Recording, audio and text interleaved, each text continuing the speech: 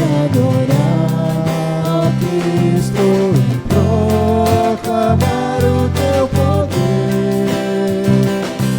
Nos levantamos para o teu louvor, Senhor Jesus, Rei Salvador. Aqui viemos por amor, ó Cristo, aceita a nossa adoração. Que as nossas vidas no altar de Deus confirme a nossa oração. Aqui viemos te adorar, ó Cristo, e proclamar o teu poder. Nos levantamos para o teu louvor, Senhor Jesus, Rei Salvador. Aqui viemos por amor, ó Cristo, aceita a nossa adoração. Que a nossa vida no altar de Deus confirme a nossa oração. A nossa vida, que a nossa vida no altar de Deus confirme a nossa oração. Amém. Pode sentar.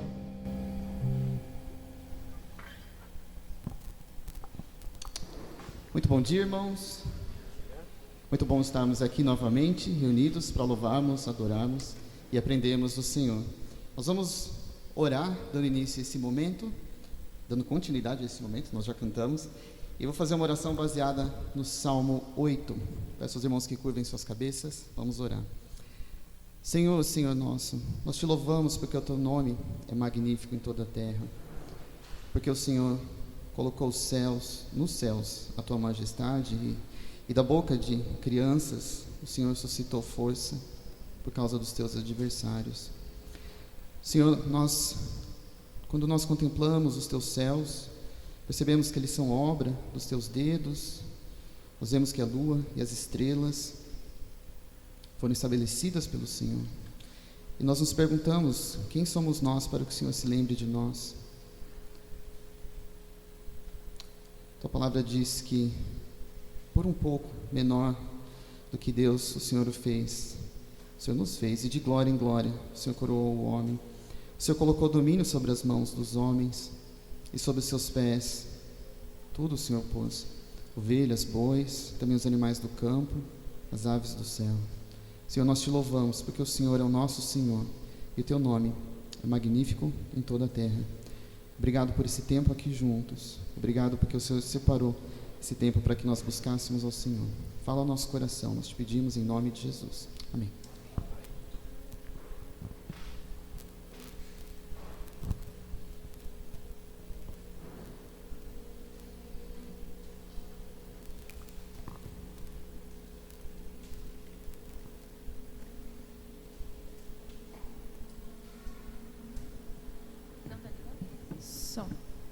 Bom dia. Bom dia. Peço que os irmãos fiquem de pé para a leitura da palavra.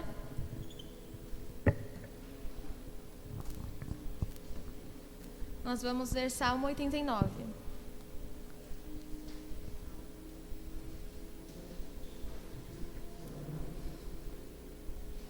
Salmos 89.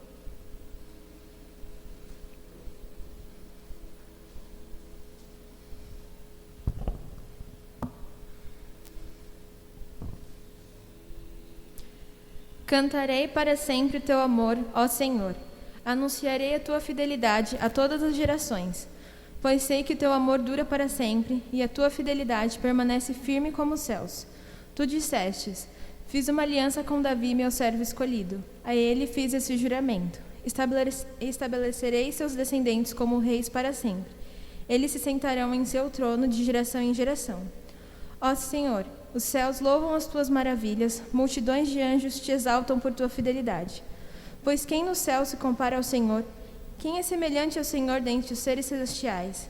Os mais altos poderes angelicais reverenciam a Deus. Ele é mais temível que todos os que rodeiam o seu trono. Ó Senhor, Deus dos exércitos, quem é poderoso como tu, Senhor? Tu és totalmente fiel. Governa dos mares revoltos e acalma as ondas agitadas. Esmagaste o grande monstro marinho. Com teu braço poderoso despertaste os teus inimigos. Os céus são teus, a terra é tua. Tudo o que há no mundo pertence a ti. Tu fizeste todas as coisas. Criaste o norte e o sul, o monte Tabor e o monte Hermon. Louvam o teu nome. Teu braço é poderoso, tua mão é forte. Tua mão direita se levanta com força gloriosa. Justiça e retidão são os alicerces do teu trono. Amor e verdade vão à tua frente. Feliz é o povo que ouve o alegre chamado para adorar, pois andará na luz da tua presença, Senhor. O dia todos eles se alegram em teu nome e o exultam em tua justiça. Tu és a força gloriosa deles. É do teu agrado nos fortalecer. Sim, nossa proteção vem do Senhor. Ele, o Santo de Israel, nos deu nosso Rei. Muito tempo atrás, numa visão, falaste a teus fiéis e disseste: levantarei um guerreiro dentre o povo e o escolhi para ser rei. Encontrei meu servo Davi e o ungi com o meu santo óleo. Com minha mão o firmarei, com meu braço o fortalecerei. Seus inimigos não o derrotarão, os perversos não o dominarão. Esmagarei os adversários dele, destruirei todos aqueles que o odeiam. Minha fidelidade e o meu amor o acompanharão. Em meu nome ele crescerá em poder. Estenderei teu governo sobre o mar, seu domínio sobre os rios. Ele me dirá: tu és meu Pai, meu Deus e a minha rocha de salvação. Darei a ele os privilégios de filho mais velho, e ele será o rei mais poderoso da terra. Eu o amarei e lhe serei bondoso para sempre. Minha aliança com ele jamais será quebrada. Farei que ele sempre tenha herdeiros. Enquanto existirem os céus, seu trono não terá fim. Se, porém, os seus descendentes abandonarem minha lei e não seguirem meus estatutos, se não obedecerem os meus decretos e não guardarem meus mandamentos, castigarei seu povo com a vara e a desobediência com açoites. Contudo, não desistirei de amá-lo, nem deixarei de lhe ser fiel. Não quebrarei minha aliança, não voltarei atrás em minhas palavras. Fiz um juramento a Davi, e em minha santidade não minto. Sua dinastia continuará para sempre. Seu reino permanecerá como o sol, será duradouro como a lua, minha fiel testemunha no céu. Agora, porém, tu o rejeitaste e o descartaste. Está irado com o teu ungido. Renunciaste a tua aliança com ele e jogaste sua coroa no pó. Derrubaste os muros que o protegiam e destruíste as fortalezas que o defendiam. Todos que por ali passam o saqueiam. Ele se tornou motivo de zombaria para os seus vizinhos. Tu fortaleceste seus inimigos e lhes deste razão para celebrar.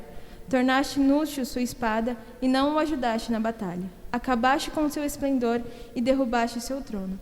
Fizeste-o envelhecer antes do tempo e o envergonhaste em público. Até quando, Senhor, essa situação continuará? Acaso te esconderás para sempre? Até quando tua ira arderá como fogo? Lembra-te de como minha vida é curta e como é vazia a existência humana. Ninguém vive para sempre, todos morrem e ninguém escapa das garras da sepultura. Onde está, Senhor, o teu amor, o teu antigo amor? Tu prometeste a Davi como um juramento fiel. Considera, Senhor, como teus servos passam vergonha. Leva no coração os insultos de muitos. Teus inimigos, Senhor, têm zombado de mim, zombam do teu ungido por onde ele vai. Louvado seja o Senhor para sempre. Amém e amém. Ainda de pé, nós vamos estar cantando Somos Um pelos laços do amor. E todos nós somos um pelos laços do amor e o amor de Jesus que nos resgatou morrendo na cruz por cada um. E nós vamos cantar que esse amor nos une. Vamos lá?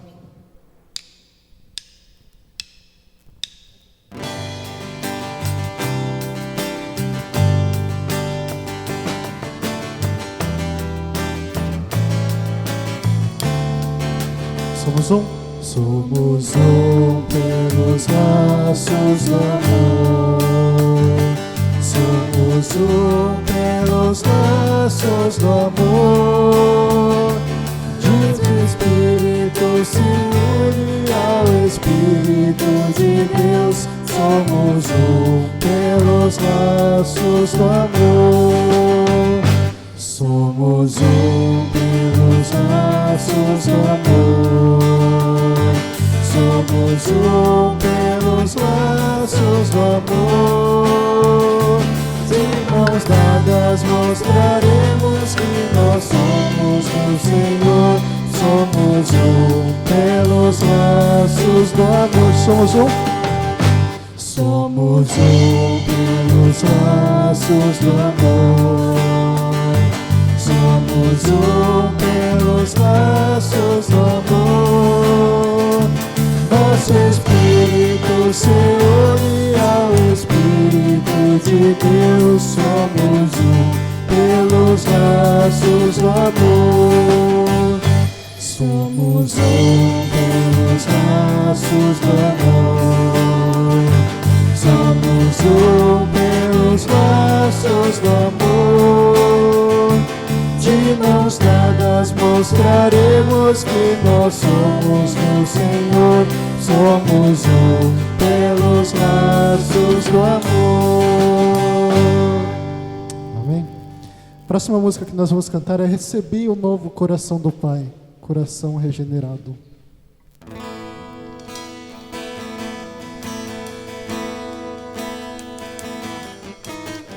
Cante bem forte essa música para nosso Deus.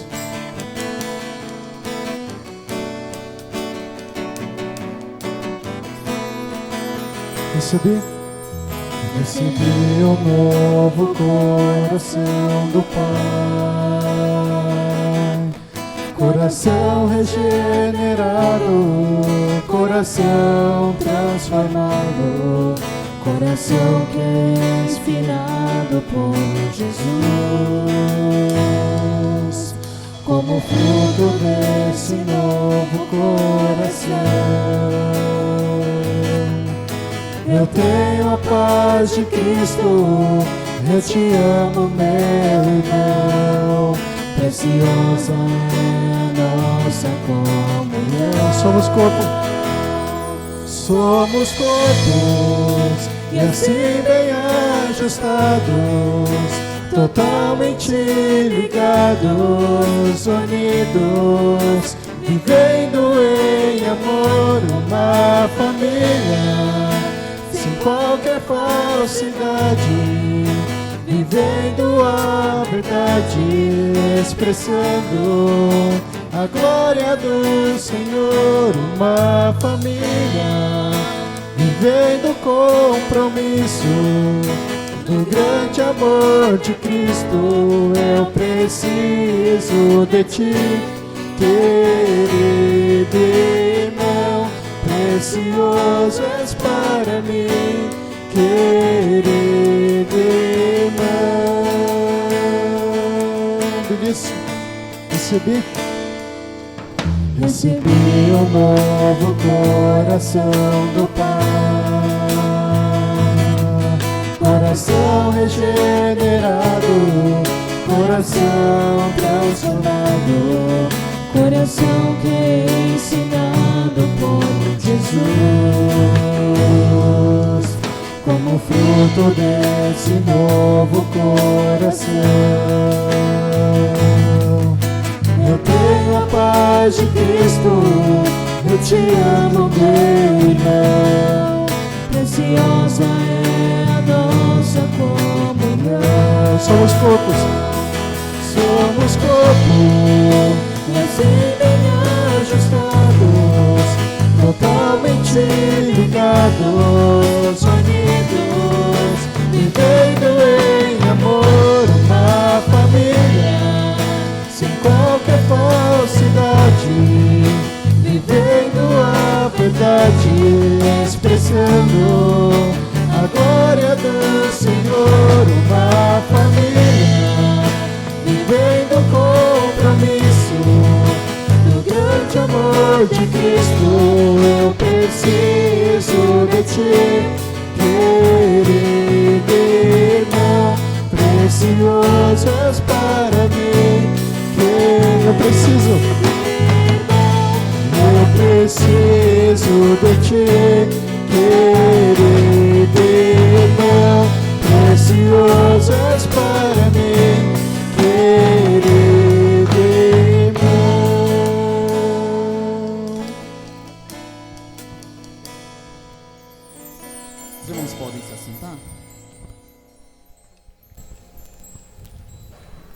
Nós vamos fazer o catecismo que está no seu boletim. Tem alguém sem boletim aí? Se tiver sem boletim, levanta a mão, que vai chegar um boletim até você. Não? Estamos todos com boletim? Tá bom. Então os irmãos já sabem como funciona. Eu leio e depois os irmãos repetem. Tá bom? Vamos lá para a pergunta das crianças primeiro. Pergunta de número 31. O que Jesus deu ao seu povo? Então, sua própria justiça. O que Jesus deu ao seu povo? Isso. O que ele tomou do seu povo para si? Os pecados. O que ele tomou do seu povo para si? Isso. Como a obra de Cristo é trazida ao seu povo? Pelo Espírito Santo. Então, como a obra de Cristo é trazida ao seu povo? Isso. Agora dos adultos, a pergunta 16. O que é pecado? Pecado é rejeitar ou ignorar Deus no mundo que Ele criou, rebelando-se contra Ele por viver sem tê-lo como referencial da nossa vida, não sendo nem fazendo o que Ele exige em sua lei, resultando em nossa morte e em desintegração de toda a criação. O que é pecado? Pecado é rejeitar... Vamos começar de novo? Vamos lá? Os irmãos já acordaram? 1, 2, 3 e... O que é pecado? Pecado é rejeitar ou ignorar Deus que Ele criou, rebelando-se contra Ele por viver sem tê-lo como referencial, não sendo nem fazendo o que Ele exige em sua lei, resultando em nossa morte e em desintegração de toda a criação. E o que é idolatria? Então, idolatria é confiar nas coisas criadas em vez do Criador, tendo nelas nossa esperança, felicidade, significado e segurança. Então, o que é idolatria? Idolatria é confiar nas coisas criadas em vez do Criador, tendo nelas nossa esperança, felicidade, significado e segurança. Amém. Vou chamar aqui à frente o pastor Ricardo. Nós vamos ter um tempo de estudo e aprendizado da Palavra de Deus, baseado no livro de Efésios. Acho que o pastor Ricardo dispensa apresentações, já é da casa, mas para quem, por um acaso, não conhece, ele é pastor da primeira Igreja Batista em Atibaia, Piba. E como o pastor José está tirando uns dias de férias nas montanhas, lá em Monte Verde, então o pastor Ricardo veio para contribuir com a obra aqui também. Então, que Deus use, o abençoe. Amém. E eu vou orar pela vida dele. Oremos. Senhor nosso Deus, nós queremos bendizer ao Senhor e agradecer, porque o Senhor é quem faz o querer e tanto o realizar. E aprove o Senhor que o pastor Ricardo estivesse aqui conosco nessa manhã para ensinar aquilo que o Senhor já tem ensinado a ele. Que ele possa ser a voz do Senhor aqui e falar aquilo que está na tua palavra, que ele pregue com fidelidade aquilo que o Senhor deixou para nós no livro de Efésios, e que o teu Espírito também venha nos dar entendimento para que aprendamos aquilo que o Senhor quer que nós aprendamos. Obrigado por esse tempo aqui. Também pedimos para que o Senhor cuide pastor José, Tamir e Sofia, que estão tendo um tempo de descanso, de refrigério em Monte Verde. Fique com a tua igreja aqui e em outros lugares, todos reunidos para buscar o Senhor. Em nome de Jesus que eu oro. Amém. Amém. Bom dia. Muito bom estar com os irmãos aqui.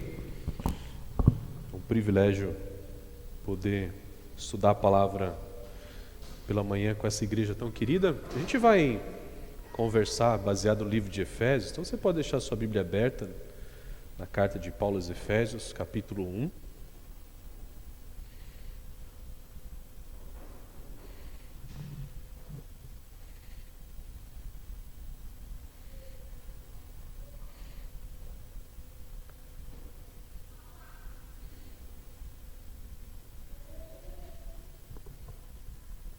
Obrigado.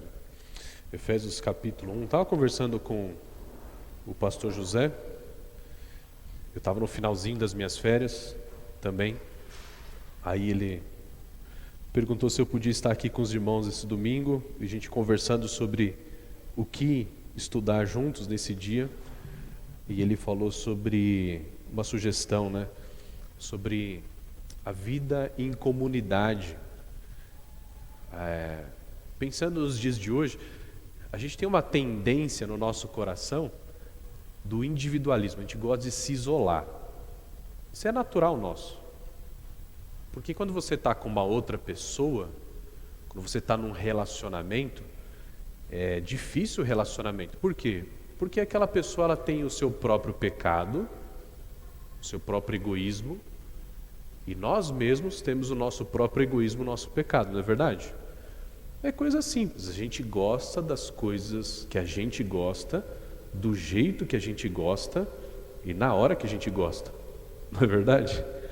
Só que cada um pensa assim.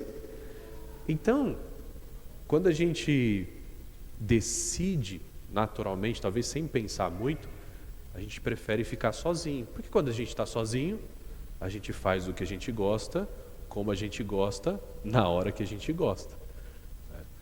Então, por isso que quando a gente fala sobre tecnologia, né, no celular, essas coisas têm nos isolado, não é verdade? Mas na verdade a tecnologia, ela só tem revelado aquilo que está no nosso coração. Então é muito mais fácil a gente estar todo mundo junto aqui, olhando cada um para o seu celular. A gente até pode se falar aqui pelo celular. É muito mais fácil do que eu guardar o meu celular e dar atenção para você. E aí eu falei da tecnologia, outra coisa que veio expor o nosso coração egoísta e individualista é a pandemia, né? Porque nós somos obrigados a ficarmos isolados. Então antes a gente se envolvia mais com a igreja, tinha as programações da igreja, tinha os cultos. Aí veio a pandemia, a gente precisou assistir o culto de casa. É muito mais cômodo assistir o culto de casa, não é verdade? Eu lembro, quando eu não estava escalado para estar aí na igreja, era o quê? Era umas 10 para as 9, que aí eu estava me ajeitando para o culto. Como é que era ajeitar para o culto? Sair debaixo da cama, terminar o café, liga o computador ali na mesa do café mesmo e fica assistindo o culto tomando café. É muito mais gostoso ter que acordar, no meu caso, 6h30 da manhã, tomar o café, preparar as crianças para estar 8 horas na igreja, com a reunião da liderança do culto, e depois ir para o culto, aquela correria toda, não é verdade? Aí a pandemia está acabando. E aí a gente está meio devagar para voltar no ritmo de antes, não é verdade? Eu não sei como é que está acontecendo aqui, mas lá na Piba está assim. O pessoal está meio devagar. Irmão, por que o irmão não vem mais na igreja? Não, é pandemia, cuidado com a pandemia. Mas já tomou as 2 doses da vacina, está indo no mercado, está indo trabalhar, só na igreja que não vai. Então, a conversa hoje vai ser baseada nesse tema aqui, ó, uma igreja que vive o evangelho. Parece meio redundante, mas a gente vai entender à medida que a gente vai conversando. Vamos ver. Não vai funcionar aqui, tá? Aí você vai. Pode mudar então, por favor. Eu nasci dentro da igreja praticamente. Graças a Deus eu nasci, minha família já era cristã. Uma antes aí, tem uma foto da minha família aí, eu esqueci o nome dela. Sara, põe uma antes para mim, por favor. Aí, tá bom. Então eu nasci dentro da igreja. Isso é um grande privilégio, porque muitas coisas do pecado eu não precisei experimentar na minha vida, porque meus pais me ensinaram nos caminhos do Senhor. Isso foi um grande privilégio. Eu não sei se você já passou, se você tem essa experiência de ter nascido num lar evangélico. Mas o problema é que filho de crente, cretino é, né? Porque acha que é crente, acha que está fazendo as coisas certas, mas leva um tempo para a gente entender o evangelho. O filho de crente, ele precisa ser convertido também, não é verdade? E então, eu sempre ia na igreja e eu tinha uma visão de igreja. Qual era a minha visão de igreja na minha infância, na minha adolescência? Igreja era tipo clube. Então eu ia na igreja, eu ia na mesma igreja que os meus primos. Então terminava o culto, juntava a primaiada lá no fundo da igreja, a gente brincava e fazia um monte de coisa. Então, para mim era gostoso na igreja porque brincar com os meus primos, né? Depois eu vim aqui para Atibaia, eu nasci em São Paulo, com 10 anos eu vim para Atibaia, fiz amizade com o pessoal lá na Piba, então eu ia na igreja por causa dos meus amigos.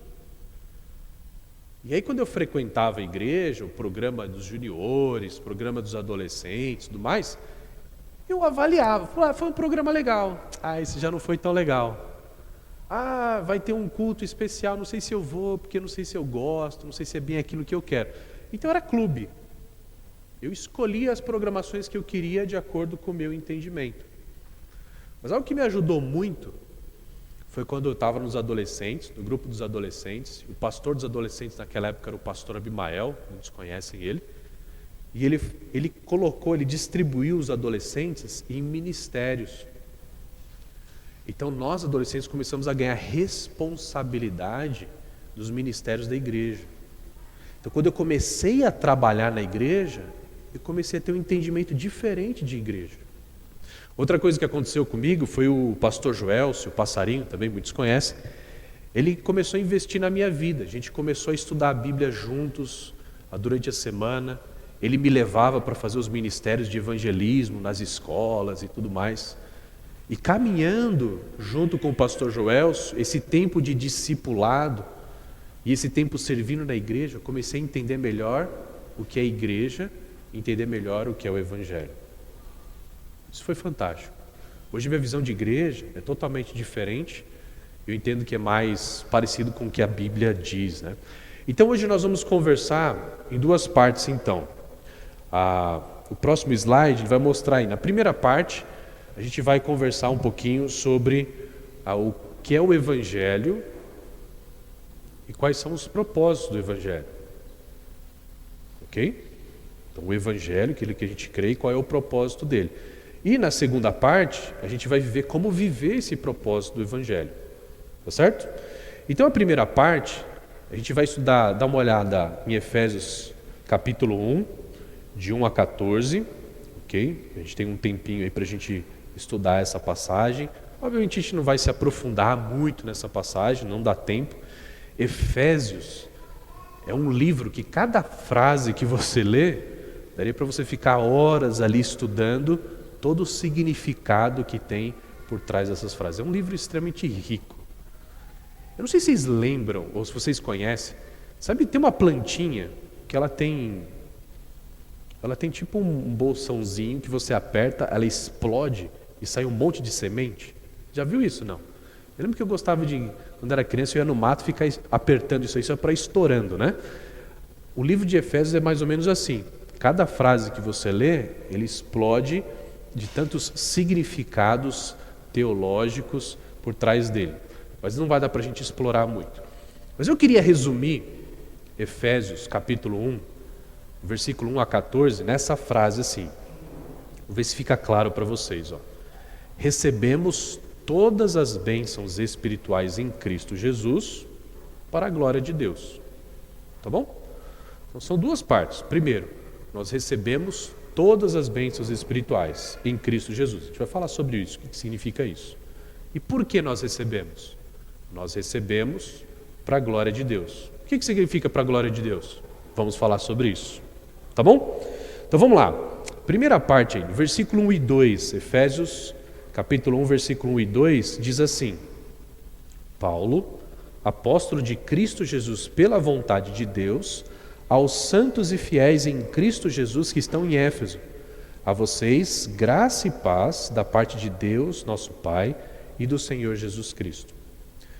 Esses primeiros dois versículos, eles são versículos que mostram que o livro que a gente está lendo é uma carta. Então, numa carta, quem está escrevendo se apresenta, ele fala com quem que ele está falando e ele dá uma saudação, um cumprimento para aquela pessoa a quem ele está escrevendo, certo? A gente não sabe muito mais do que isso porque hoje é tudo WhatsApp. WhatsApp a gente nem fala bom dia, né? Já vai despejando as informações, as perguntas e a conversa já é direta. Aí numa carta, Paulo está se apresentando. Quem está escrevendo essa carta é Paulo. Ele está escrevendo para uma igreja que ficava numa cidade chamada Éfeso. Ok? Se você quiser conhecer quem são os Efésios, o que é a igreja de Efésio, até para você entender melhor a carta de Efésios, você pode ler Atos 19, 20 e 21. Bom, são 3 capítulos que mostram qual era a amizade que Paulo tinha com essa igreja lá em Éfeso, certo? Isso é importante, porque imagina que eu pego o seu celular, vou pegar o seu celular e eu vou ler as suas mensagens do WhatsApp. Eu não conheço muito bem você, alguns mais, outros menos. E vou ler uma conversa que você tem com uma pessoa que eu não tenho a mínima ideia de quem seja. E eu não sei qual é o relacionamento entre você e essa pessoa. Pode ser do trabalho, pode ser uma família, pode ser da família, pode ser uma pessoa com quem você está fazendo um negócio, você também não conhece muito bem. Eu ler essa mensagem, a conversa que você teve com essa pessoa, sem te conhecer, sem conhecer com quem você está conversando, e sem saber o porquê você está conversando com ela, eu vou interpretar a conversa da forma correta? Não vou. Eu vou ler uma coisa, vou entender, mas por não saber o contexto, eu vou interpretar da forma errada. A gente faz a mesma coisa com a Bíblia, né? A gente lê a Bíblia sem saber quem escreveu, para quem escreveu e por que escreveu. E aí dá uma confusão de interpretação que a gente vê por aí, né? Mas, rapidamente, Atos 19 vai contar como Paulo fundou a igreja na cidade de Éfeso. É um texto fantástico. O que Deus fez ali foi maravilhoso. A forma como eles se converteram, como Deus ele operou milagres e sinais por meio de Paulo. É nesse texto que diz que Deus ele agia tanto através da vida de Paulo, que as pessoas pegavam o lenço de Paulo e eram curadas. Que aí tem um pessoal tentando fazer isso hoje, né? Uma bagunça aí. A cidade era tão envolvida com feitiçaria, que quando eles conheceram o Evangelho, eles abandonaram todas essas coisas, eles fizeram um culto da fogueira. O que eles queimaram na fogueira? Os livros de feitiçaria, né? E a quantidade de livro que foi queimado naquele dia era absurdo, porque as pessoas estavam mudando de vida, né? Então Deus operou muito por meio de Paulo e da palavra de Deus do Evangelho lá, e aí obviamente, onde a palavra de Deus é pregada com fidelidade, pessoas são transformadas, o inimigo também age, teve perseguição, tumulto, Paulo precisou sair de Éfeso. Atos 20 conta uma passagem de Paulo ali por Éfeso, ele chama a liderança da igreja, ele diz, olha, estou indo para Jerusalém, não sei o que vai acontecer, mas o Espírito diz que ali vai ter sofrimento. Mas eu não me importo, a minha vida só tem valor se for vivida para compartilhar do Evangelho da graça de Deus. Então uma despedida de Paulo para a igreja de Éfeso, principalmente para a liderança da igreja de Éfeso. É um texto fantástico, um dos meus capítulos prediletos no livro de Atos.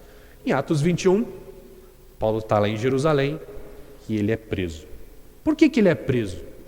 Porque os judeus que não gostavam da pregação de Paulo, que é uma pregação de salvação pela graça e não uma salvação por meio do judaísmo, os judeus tinham raiva de Paulo, então eles inventaram uma história de que Paulo tinha levado um não-judeu para dentro do templo.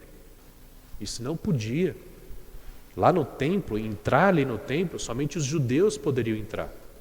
Se alguém que não fosse judeu entrasse no templo ali em Jerusalém, ele poderia ser condenado à morte. Então eles estavam falando que Paulo tinha levado um não-judeu, um grego, lá para dentro do templo. E sabe quem era o grego?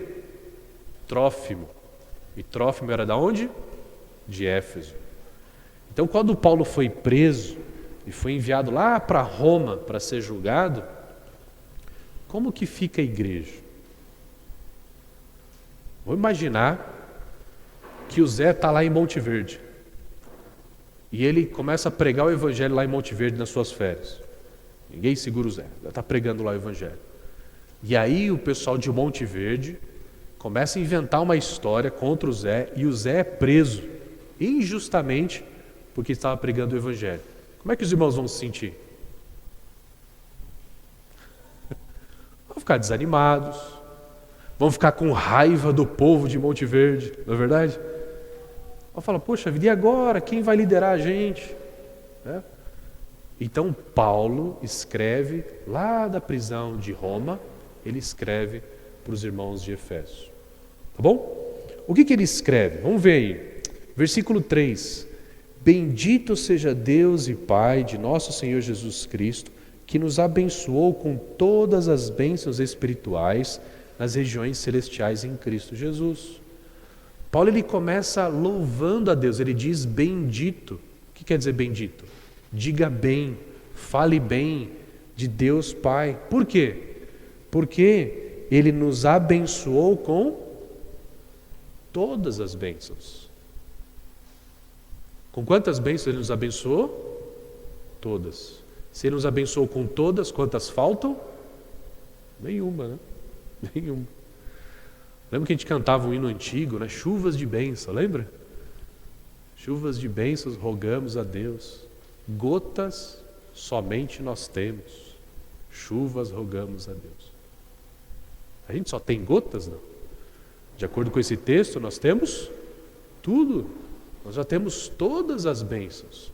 Agora, são bênçãos espirituais nas regiões celestiais. O que isso quer dizer? Não só, quando a gente pensa em bênção, a gente pensa em coisas materiais, não é verdade? Então, hoje, pensando nessa perspectiva, eu não acordei abençoado. Nossa, hoje em casa aconteceu um caos elétrico em casa. As luzes do banheiro começaram a piscar, o chuveiro não funciona mais, eu ligo algo na tomada lá no meu quarto, aí alguma coisa acende na cozinha. Tá um caos, eu não sei o que aconteceu. E hoje é aquele típico dia que você não consegue nem respirar. Tem tanta coisa para acontecer nesse dia. E eu falei, meu Deus, né? Hoje vai ser tão corrido, eu não vou nem conseguir tomar banho hoje. Tá? A gente pode olhar para a situação e falar, poxa, eu sou abençoado? Você está sendo amaldiçoado hoje, né? Mas, quando eu olho na perspectiva espiritual, se eu tenho Cristo Jesus, se eu tenho a vida eterna, eu preciso de mais uma coisa? A energia em casa funcionar bem é a coisa mais importante do mundo? É a coisa mais importante da minha eternidade? Não é. Não é. Então é isso que Paulo está falando. Deus seja louvado, porque a maior bênção, tudo aquilo que eu preciso, eu já tenho em Cristo Jesus. Quais são essas bênçãos? Ele começa a falar no versículo 4. Olha só. Ele diz versículo 4. Porque Deus nos escolheu nele antes da criação do mundo para sermos santos e irrepreensíveis em sua presença. Olha que fantástico, Deus nos escolheu para quê? Para sermos santos e irrepreensíveis. O que é santo?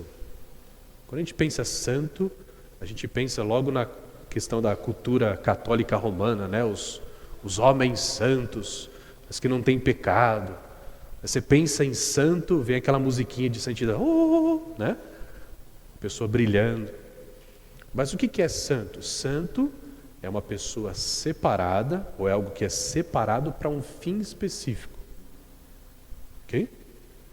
Um exemplo bobo, por exemplo, eu tenho uma roupa santa para quando eu vou sair para algum lugar.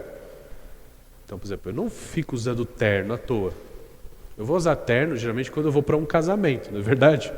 Então é uma roupa separada para ir num casamento. Então, de certa forma, aquela roupa é santificada para ir no casamento. Não que a roupa ela seja pura, ela tenha algum poder espiritual, mas eu não vou usar para jogar bola. Eu não vou trabalhar de terno. Não preciso fazer isso. Entendeu? Deus, Ele nos escolheu para um fim específico. Deus nos escolheu para nós vivermos para Ele. É interessante porque se é santo, se é separado de um grupo maior. Então, da humanidade, Deus ele santifica um povo para viver para os seus propósitos. E Deus nos escolheu para sermos esse povo. Eu acho interessante, né, que muito é discutido nesse texto sobre o ensinamento da eleição, né? E da eleição a gente foca muito nas questões de quem Deus escolhe. Mas vamos pensar nas eleições da nossa cidade. Vamos imaginar que nós elegemos um prefeito, o Emil. E o Emil ele fica, puxa, eu fui o escolhido. Eu sou o cara que fui escolhido na cidade de Atibaia para ser o prefeito. E ele vive para isso. Puxa, olha só como eu sou um cara especial para a igreja, para Atibaia, como as pessoas me amam, né? E ele vive nos seus privilégios como eleito do prefeito, como prefeito. Ele vai ser um bom prefeito? Não. Ele precisa focar no para que ele foi eleito, não é verdade? Você foi eleito para administrar a cidade. Então foque nisso. A mesma coisa, nós temos que pensar na nossa eleição. Nós somos eleitos para quê? Para sermos santos, para vivermos para Deus, para sermos irrepreensíveis. O que é uma pessoa irrepreensível? É uma pessoa contra quem nós não podemos falar nada, não podemos dar nenhuma acusação. E sabe o que é fantástico? Ele diz irrepreensível em sua presença. Irrepreensível na presença de quem? De Deus. De Deus. Porque às vezes a gente pensa na nossa santidade, a gente se compara, não é verdade?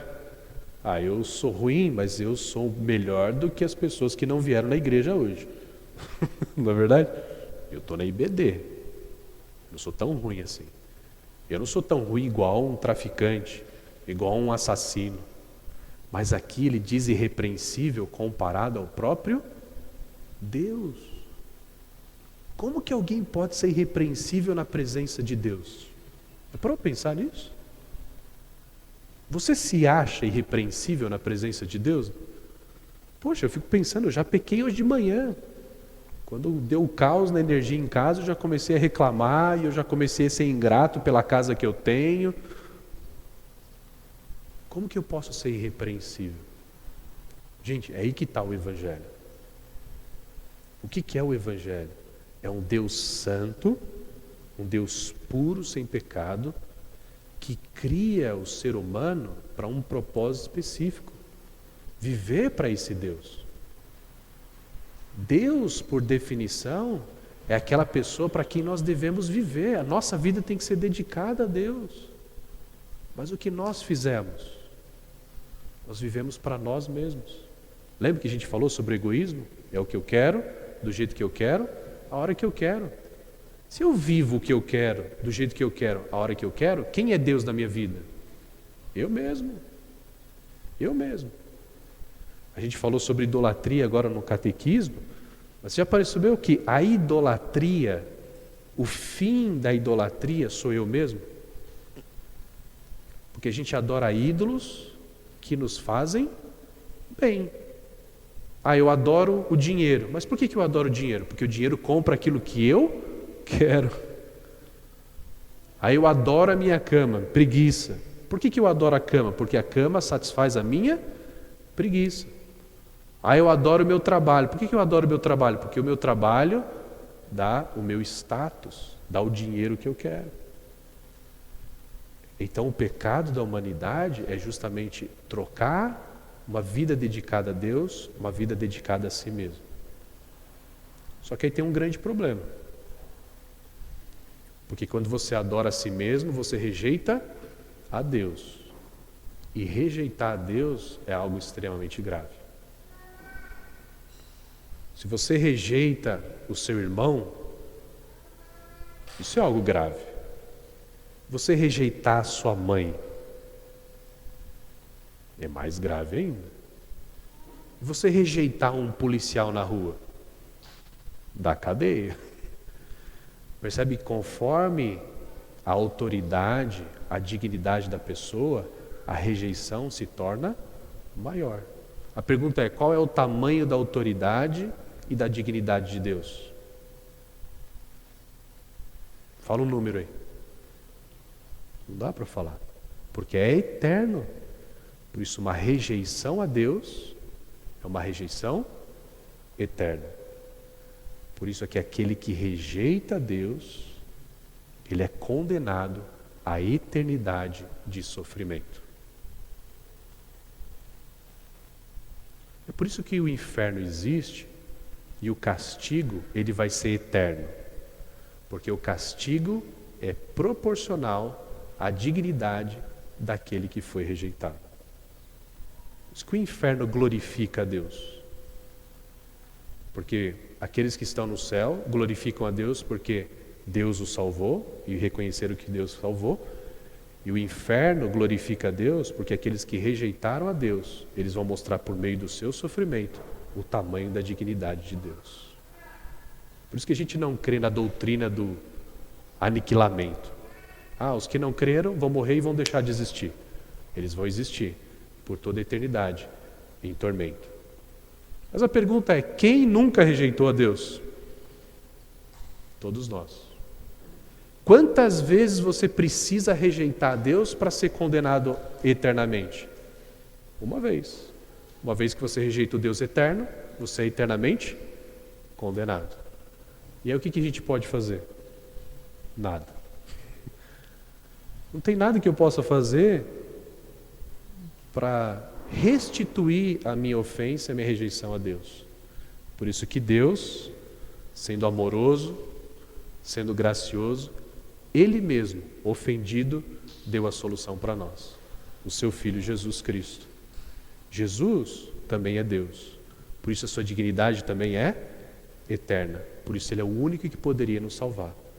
E Ele sofreu a rejeição de Deus na cruz. Lembra quando Ele morreu? O que perdoou os nossos pecados, o que cobriu a nossa condenação, não foi o sofrimento físico de Jesus. Não foi os açoites, não foram os pregos, não foi a coroa de espinhos, mas foi quando do meio-dia às 3 horas da tarde houve trevas na terra. E Jesus, Ele grita, meu Deus, por que me abandonaste? Naquele momento, o próprio Deus abandonou o Filho na cruz por causa dos nossos pecados. Os nossos pecados fazem separação de Deus. O Filho foi separado do Pai por causa dos nossos pecados. Por isso, quando Ele morre, Ele diz, está consumado, está pago. Ao terceiro dia, Ele vence a morte, Ele ressuscita. E agora todo aquele que confia que o que Jesus fez na cruz é suficiente para perdoar toda a sua rejeição a Deus, tem os seus pecados perdoados. Se você crê na obra de Cristo Jesus, diante de Deus você é irrepreensível. Até você que reclama quando coisas acontecem na sua casa, como energia elétrica quebrar. Romanos 8:1. Não há condenação para aqueles que estão em Cristo Jesus. Isso é uma bênção. É melhor do que ter energia em casa, não é? Muito maior. Então é isso que Paulo está dizendo. Essa é uma bênção que nós recebemos. Versículo 5. Em amor nos predestinou para sermos adotados como filhos por meio de Jesus Cristo, conforme o bom propósito da sua vontade. Olha só, por que Deus fez isso? Por amor. A gente tem muita confusão sobre o que é amor. A gente conhece amor de música sertaneja, não é? Eu te amo porque você me faz bem, não é verdade? É igual quando alguém diz, eu amo peixe. É mesmo? Eu amo um peixe frito. Você não ama o peixe. Você ama aquilo que o peixe te dá, que é o prazer de comer um peixe frito, não é verdade? A gente faz isso nos nossos relacionamentos. Eu te amo porque você me faz tão bem. Então você não ama a pessoa, você ama você mesmo e você gosta de usar aquela pessoa para o seu próprio bem.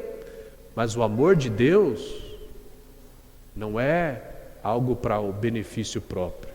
O amor de Deus é algo sacrificial, é independente daquela pessoa, porque Deus amou aqueles que o rejeitaram. Então Deus, Ele por amor, Ele nos predestinou, Ele nos escolheu para sermos adotados como filhos. Então de inimigos, fomos adotados, somos filhos de Deus.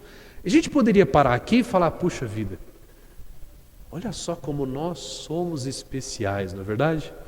Deus nos escolheu para sermos santos, irrepreensíveis e seus filhos, né? Acho que Deus preferiu, alguém já falou isso, né? Deus preferiu morrer do que viver sem a gente. Louvado seja nós mesmos, né? Mas olha o versículo 6. O versículo 6 diz, por que Deus fez isso? Para o louvor da sua gloriosa graça. Por que Deus nos deu a salvação, nos chamou para sermos santos, perdoou todos os nossos pecados, tirou toda a nossa condenação e nos adotou como filhos? Para louvor da sua gloriosa graça. O que é louvor? A gente pensa em louvor, a gente pensa no pessoal da música, né? Mas o que é louvor na sua palavra específica? Louvor nada mais é do que elogiar. O que é elogiado aqui? A gloriosa graça de Deus. O que é graça? É aquilo que nós recebemos sem merecer. Então Deus, Ele nos salvou para que a graça dele seja reconhecida em nossa vida. Então as pessoas vão olhar para o Ricardo e não vão falar, puxa, o Ricardo é um cara que vai para o céu, porque olha só, ele nasceu dentro da igreja, ele nunca fez nada de errado, ele é pastor, o trabalho dele é ensinar a Bíblia, esse cara vai para o céu porque o Ricardo é um cara bom. Aí o louvor vem para o Ricardo. Mas não é assim. Quem conhece o Ricardo, principalmente a minha esposa, ela sabe que o Ricardo não merece o céu. E aí pergunta, caramba, como é que o Ricardo vai para o céu? Não aguenta nem ficar sem luz em casa e já está reclamando. Por que ele vai para o céu? Por causa de Deus.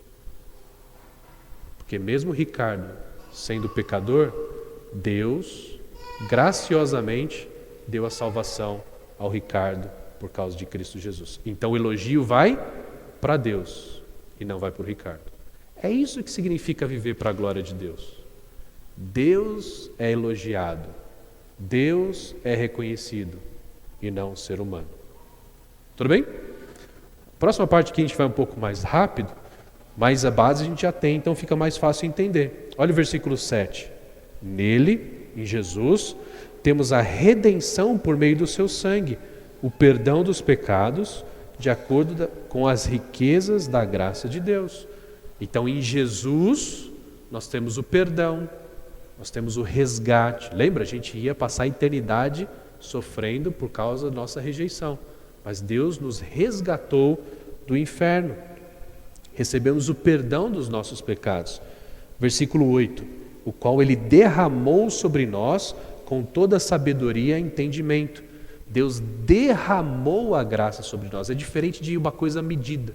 Quem tem irmão em casa, eu tenho mais um irmão mais velho, o Rafael.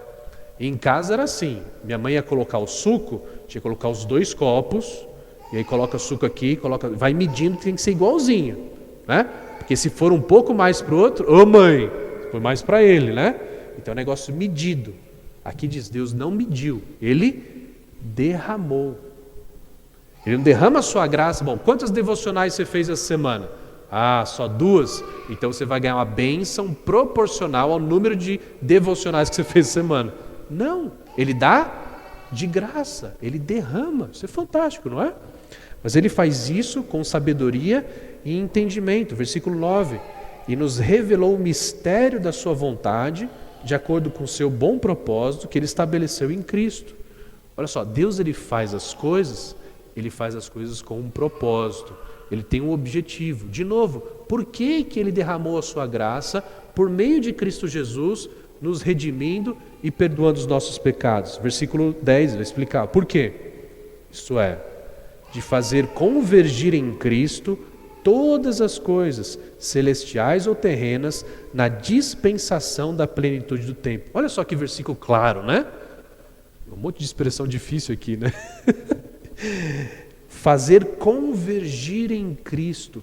Todas as coisas foram criadas para um propósito só.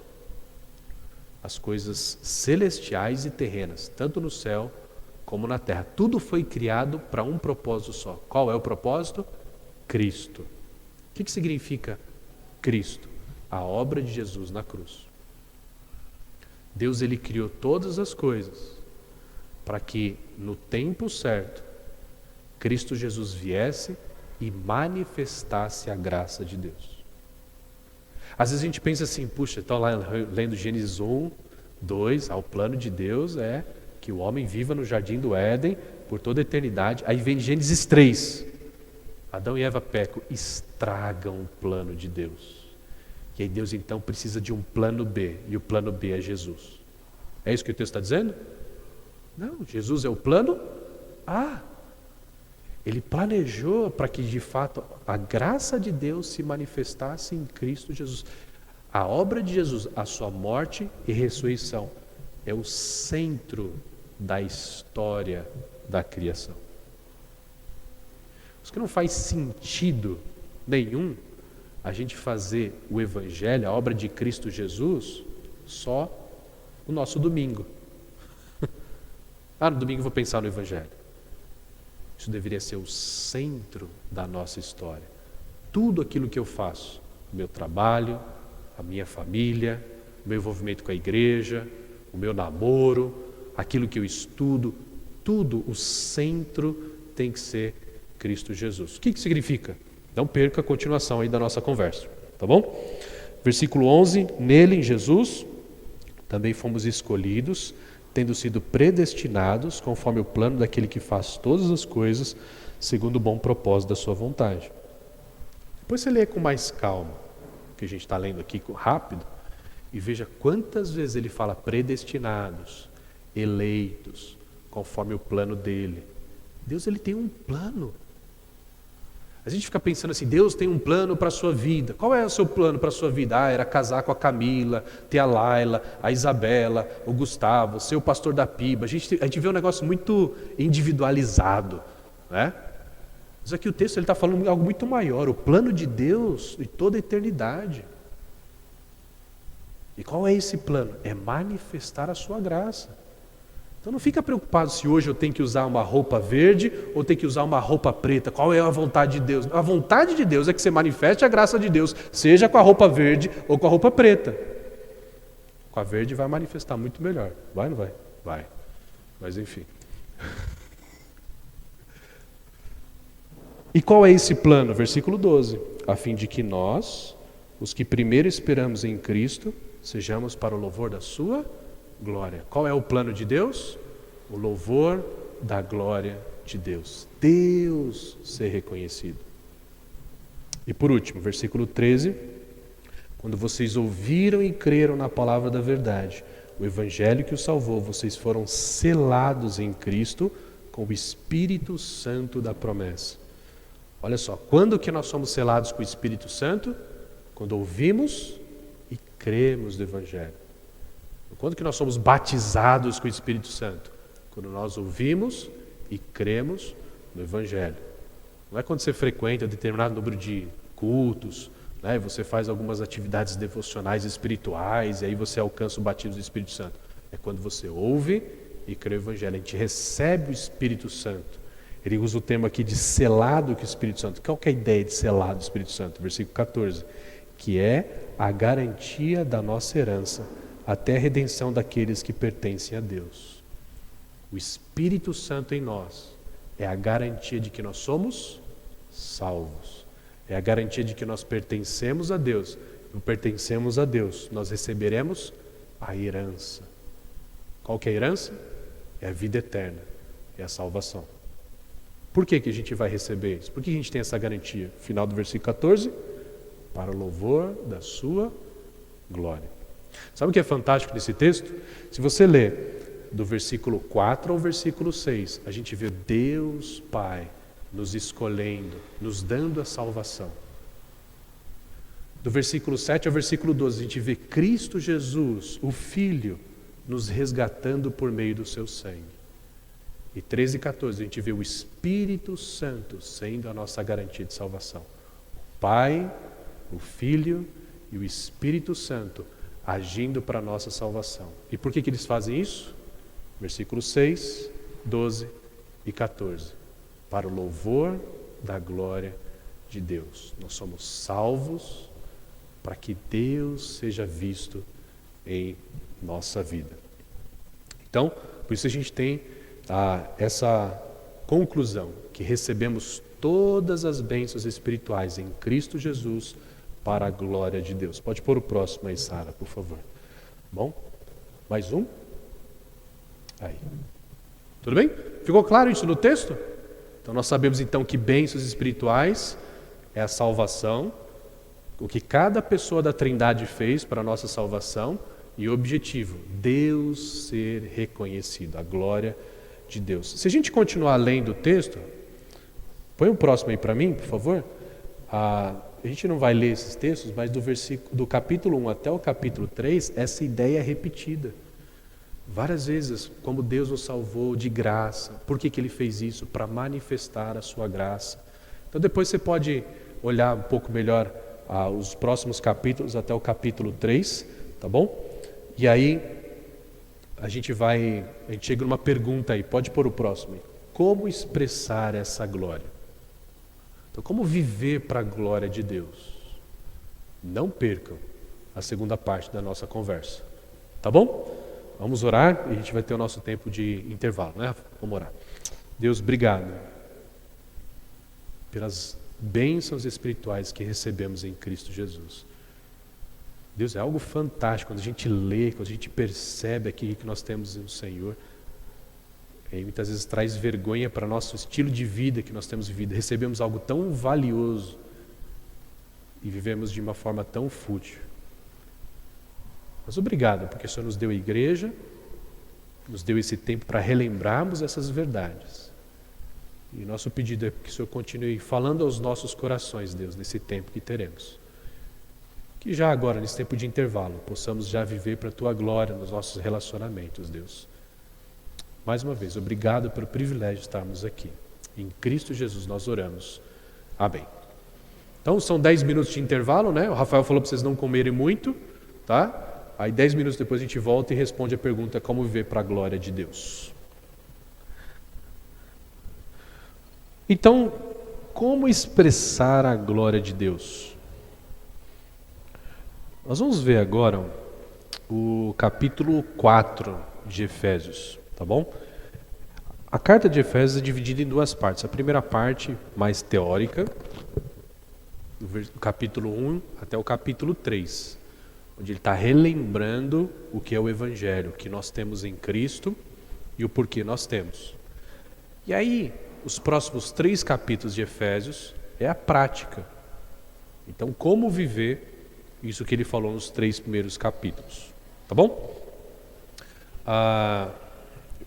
Coloquei aqui, como resumo do que a gente vai ler, que nós manifestamos a glória do Evangelho, nós manifestamos a graça de Deus, quando nos esforçamos pela unidade e pelo crescimento da igreja. Ok? Tá bom? É o que nós vamos ver então nesses próximos versículos aí do capítulo 4. Então leia comigo aí o capítulo 1, capítulo 4, versículo 1. Paulo diz assim: como prisioneiro no Senhor, rogo-lhes que vivam de maneira digna da vocação que receberam. Lembra? O capítulo 4 vem depois do capítulo 3, 2 e 1. Isso é muito importante, ok? Então, depois que Paulo expôs todo o Evangelho e como isso é a missão da vida dele, pregar o Evangelho não só para judeus, como para gentios, ele diz assim: então, eu rogo a vocês que vivam de maneira digna dessa vocação, desse chamado. Eu não sei se os irmãos perceberam, mas eu sou palmeirense. E uma das coisas que o palmeirense está cansado de ouvir é que o Palmeiras não tem mundial. Não é verdade? Então, primeiro, eu creio que 1951 vale como mundial, é bem conveniente para mim, por isso eu creio. Mas, recentemente, o Palmeiras foi disputar o campeonato mundial. Aí eu falei, finalmente, né? Agora sim é a oportunidade para a gente ganhar e parar de ouvir essa piadinha, né? E o que o Palmeiras fez? Fez a pior campanha de um brasileiro num torneio mundial. E o pior é que quando você assistiu o jogo, esses caras não estão jogando com vontade, né? E eu fiquei pensando, pô, esses caras também, imagina, o jogador lá, hoje ele joga no Palmeiras, amanhã ele joga em outro time, né? Terminou lá o campeonato mundial, o que eles ficaram fazendo? Eles ficaram gastando seus milhões que eles tinham, né, no passeando ali, e não estão nem aí com isso. Então, eles não jogaram de maneira digna do manto do Palmeiras, né, ou da torcida do Palmeiras. E é muito interessante, que parece que humanamente a gente pode olhar para a igreja e talvez esse seja o sentimento de Deus. Vocês não estão vivendo de maneira digna, vocês não estão jogando de maneira digna do que é a igreja, do que é o Evangelho. Então Paulo fala, vivam de maneira digna. A gente estava conversando sobre o que é o Evangelho que nós temos em Cristo, né? Eu fiz uma análise da minha própria manhã e meu problema doméstico com a eletricidade. Eu preciso reagir aos problemas em casa de maneira digna do Evangelho. E o que é interessante é que Paulo ele se apresenta aqui como prisioneiro, porque de fato ele está preso. Por que Paulo está preso? Porque ele está vivendo de maneira digna do Evangelho. Ele recebeu a mensagem de salvação, ele prega essa mensagem de salvação, custe o que custar.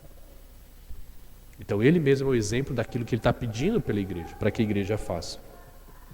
Como viver de maneira digna do Evangelho?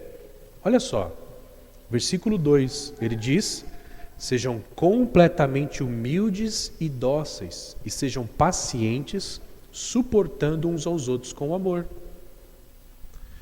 Gente, olha que interessante. Viver de maneira digna do Evangelho, a primeira característica, a primeira forma que Paulo fala, como viver de maneira digna do Evangelho, ele aponta para relacionamentos. Porque ele está falando aqui, né, sobre ser humilde, ser dócil, ser paciente e suportar uns aos outros. Então nós vivemos de maneira digna do Evangelho nos relacionamentos. É interessante quando a gente olha para o começo da Bíblia, Gênesis capítulo 1, Deus criou o homem à sua imagem e semelhança. Capítulo 2, quando ele fala um pouco mais de detalhe como que foi o processo de criação do homem, aí a gente entende então que Deus criou primeiro só o homem, sem a mulher. Ele olha para o homem e ele diz: não é bom que o homem esteja só. É interessante que em Gênesis 1 a gente vê cada vez que Deus cria alguma coisa, Deus criou a luz e viu que a luz era boa. Deus ele cria o reino vegetal e viu que era bom. Deus cria os animais e viu que era bom. E no final da criação, depois de criar tudo, viu que tudo havia ficado muito bom. Mas em Gênesis 2 nós percebemos que no sexto dia, quando Deus cria só o homem, ele diz: não é bom. O que não é bom? O homem viver só. Por quê? Porque o homem sozinho, ele não consegue manifestar a imagem e semelhança de Deus. O que significa manifestar a imagem e semelhança de Deus? A gente mostrar o caráter de Deus. E nós manifestamos o caráter de Deus nos relacionamentos, porque o próprio Deus, ele está em um relacionamento eterno. Pai, Filho e Espírito Santo. Como assim, Ricardo? Deus é amor. Como é que você manifesta a Deus, que é amor, se não for nos relacionamentos? Dá para você amar isolado, sozinho, nas grutas da Pedra Grande? Dá? Não dá. Deus é fiel. Aonde a gente vive a fidelidade? Nos relacionamentos. Deus é gracioso. Como é que você manifesta a graça? Nos relacionamentos. Então por isso que quando Paulo diz vivam de maneira digna do Evangelho, ele aponta para os relacionamentos. Viver de maneira digna do Evangelho é ser humilde. Ser humilde é você colocar o outro acima de você mesmo. Filipenses capítulo 2. Considerem os outros superiores a si mesmos. Tenham a mesma atitude que Cristo Jesus, que mesmo sendo Deus, não considerou que ser igual a Deus era o que deveria se apegar, mas esvaziou-se a si mesmo, se tornando homem. E como homem foi escravo de homens. Como escravo foi obediente, e obediente até a morte, e morte de cruz. É uma escada. Isso é humildade. Viver de maneira digna do Evangelho é ser humilde. Eu não vou mais nessa igreja porque essa igreja não é boa para mim. É uma posição humilde? Não é. Eu não vou falar mais com meu irmão porque meu irmão não faz aquilo que eu quero, na hora que eu quero, do jeito que eu quero. Isso é ser humilde? Não. Então viver de maneira digna do Evangelho É ser humilde. Maneira humilde e dócil. O que é dócil? Dócil é uma pessoa mansa. O que é uma pessoa mansa? Talvez o maior exemplo de mansidão a gente vê nos cachorros, né? Eu vou visitar umas pessoas, né? Eu chego lá e tem um cachorro. Qual que é a primeira pergunta? O cachorro é manso? É manso. O que é um cachorro manso? Cachorro manso é aquele cachorro que, a criança pode subir, puxar o rabo, brincar, e o cachorro não faz nada. Qual é o contrário de manso? Cachorro bravo. Você chega perto, ele já tenta morder você. Geralmente nessas horas eu imito um cachorro e o pessoal pula porque eu falo muito alto, mas a gente tem criança aqui, eu prometi que eu não ia acordar a criança. Então eu não vou imitar um cachorro bravo aqui. Mas já viu crente cachorro bravo? Você chega perto dele, você olha assim, puxa, como é que está o amor dele hoje? Bom dia, irmão. Bom dia por quê? Hã? Então você tem medo, é aquela pessoa que você pisa em ovos. Você vai com cuidado para você não tomar uma mordida. Isso não é viver de maneira digna do Evangelho. Uma pessoa que você precisa se relacionar pisando em ovos não é uma pessoa que vive de maneira digna do Evangelho. Porque Deus é manso. Jesus disse, eu sou manso. Então não é que reage com agressividade quando as coisas não são do seu jeito. É ser humilde, é ser paciente. Não é no seu tempo. Espera o tempo do outro. Ai, não aguento essas pessoas, estão toda vez na igreja lá e os caras não aprendem. Isso é impaciência.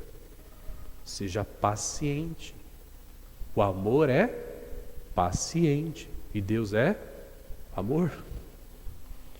O próprio Evangelho é uma manifestação da paciência de Deus. Nós pecamos contra Deus, não falar, quer saber? Eu não quero mais saber.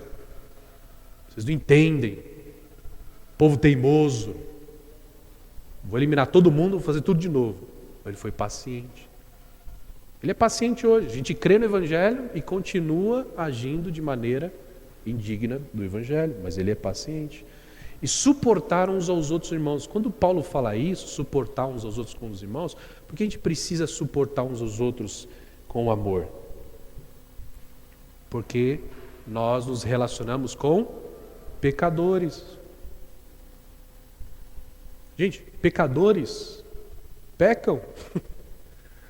Então, quando a gente está em qualquer tipo de relacionamento, não temos que ter uma expectativa que as pessoas não vão pecar contra a gente.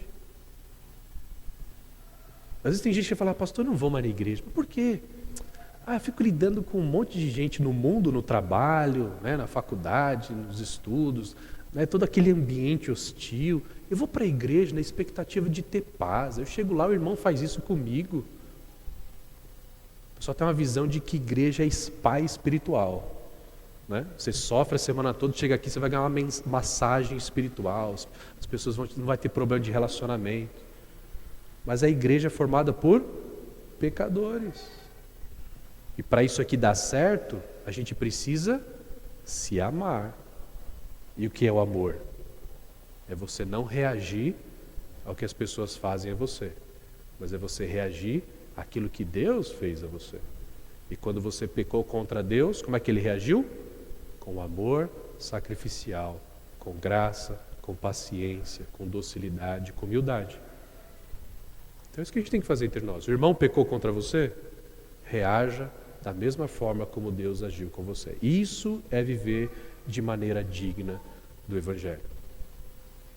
Os problemas de relacionamento dentro da igreja, falta de perdão, não vou com a cara daquele irmão, não falo com ele, morreu para mim, não tem nada a ver com o Evangelho. Isso não é viver de maneira digna do Evangelho.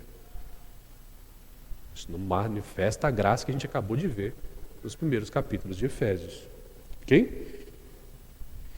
Ele continua, versículo 3. Façam todo o esforço para conservar a unidade do Espírito pelo vínculo da paz.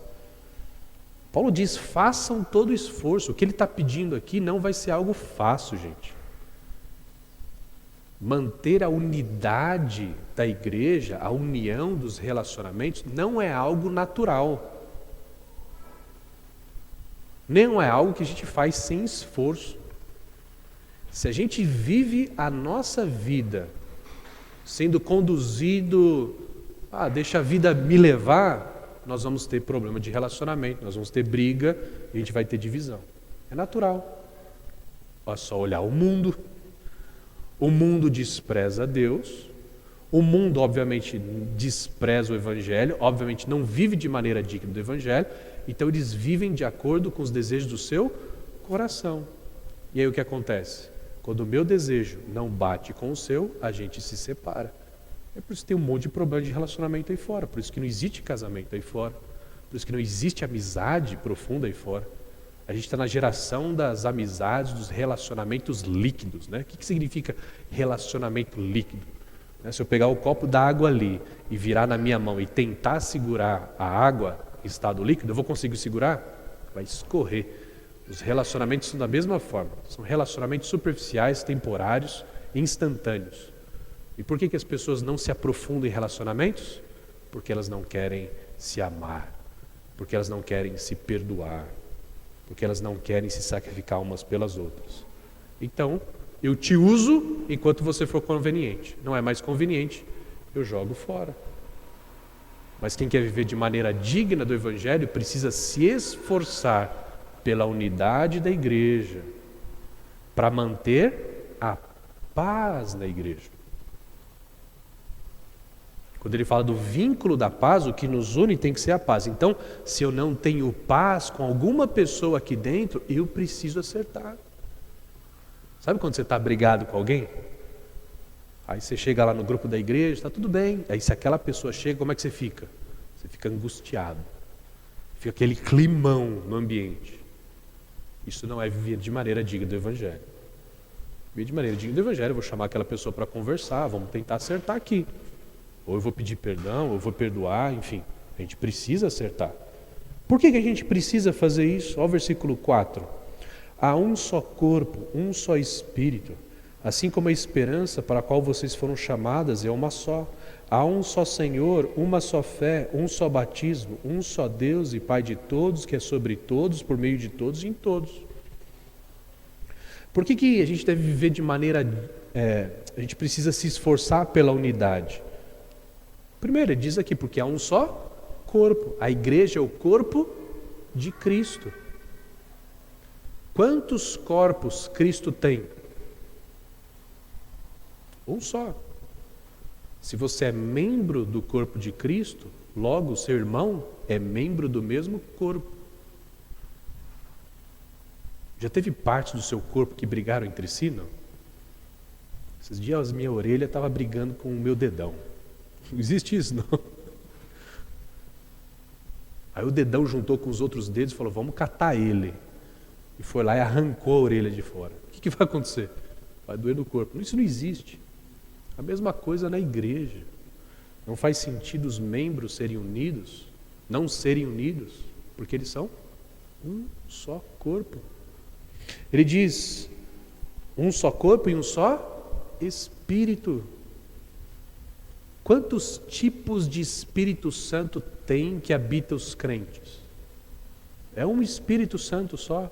O mesmo Espírito Santo que habita em mim, habita no meu irmão. Não faz sentido a gente ser dividido. E esse mesmo Espírito produz o mesmo fruto em mim e nele. Qual é o fruto do Espírito?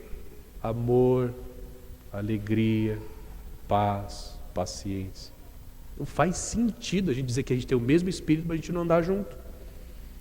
Assim como a esperança para a qual vocês foram chamados é uma só. Qual é a nossa esperança?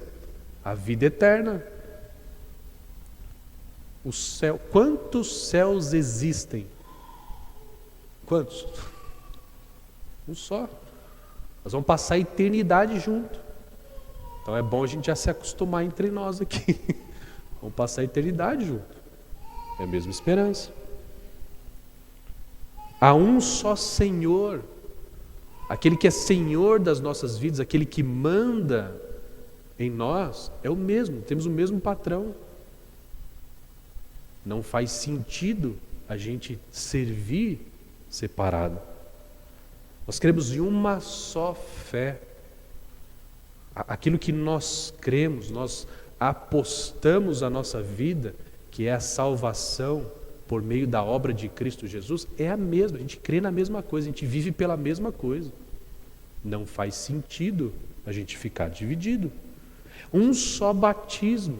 O batismo é o processo de identificação com a mensagem. Nós passamos pelo mesmo batismo.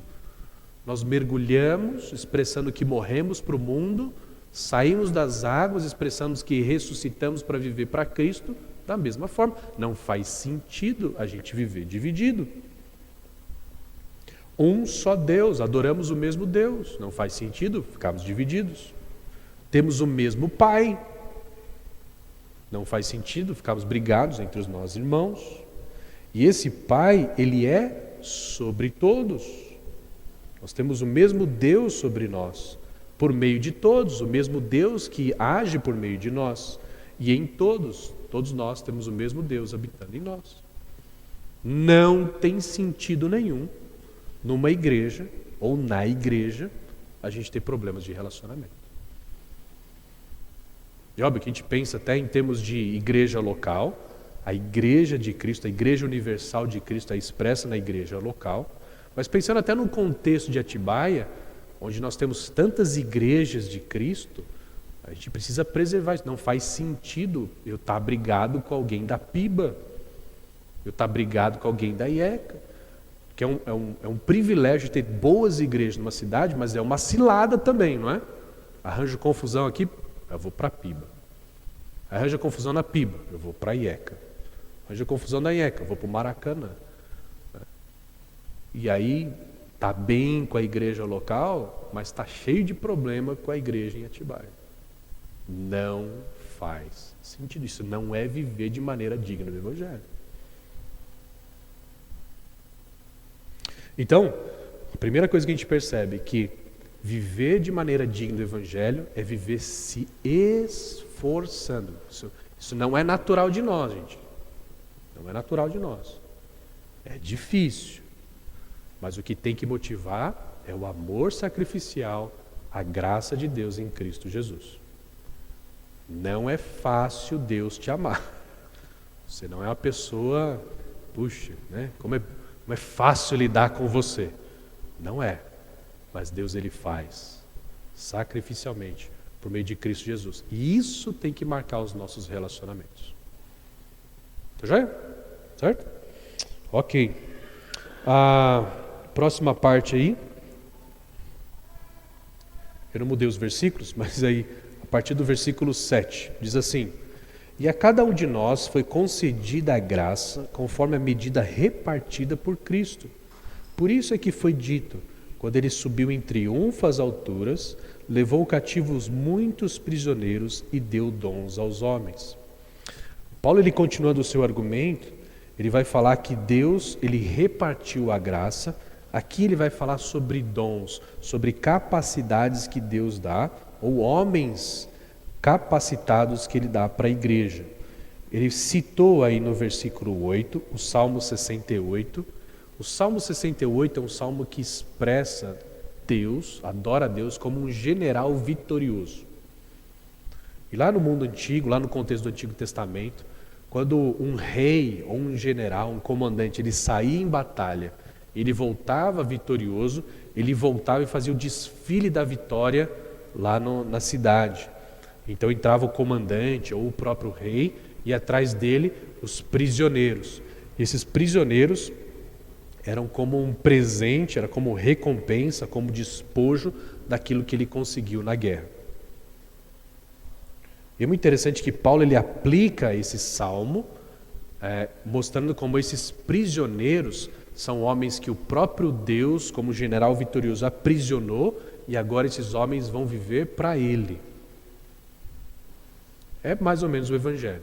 Nós éramos inimigos de Deus, fomos conquistados em Cristo Jesus, e hoje nós servimos a Deus. Faz sentido? Não? Sim? Mais ou menos o que ele está fazendo aqui. Antes de ele continuar o argumento, ele vai chamar a atenção para nós, é algo interessante, num parênteses aqui, no versículo 9. O que significa ele subiu, senão que também havia descido às profundezas da terra? Aquele que desceu é o mesmo que subiu acima de todos os céus, a fim de encher todas as coisas. Paulo está comentando sobre o versículo, sobre o salmo que ele acabou de citar, e ele diz: o que significa ele subiu, senão que também havia descido às profundezas da terra? Paulo está aplicando o Salmo 68 ao próprio Senhor Jesus, certo? Jesus, ele veio até nós, morreu, ressuscitou e depois ele subiu aos céus, certo?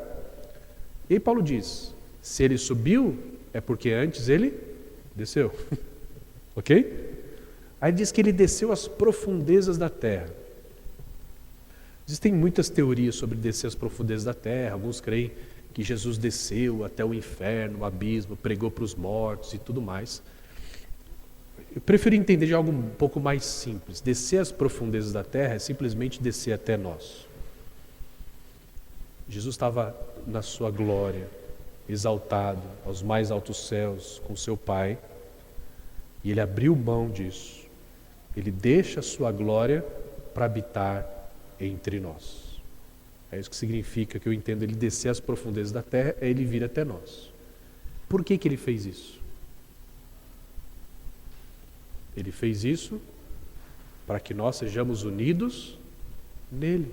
Ele veio até nós para tanto nos unir a Deus e unir uns com os outros. Então, quando Paulo está falando pelo esforço pela unidade da igreja, ele mostra o próprio esforço que Jesus já fez pela unidade da igreja. Faz sentido? Não?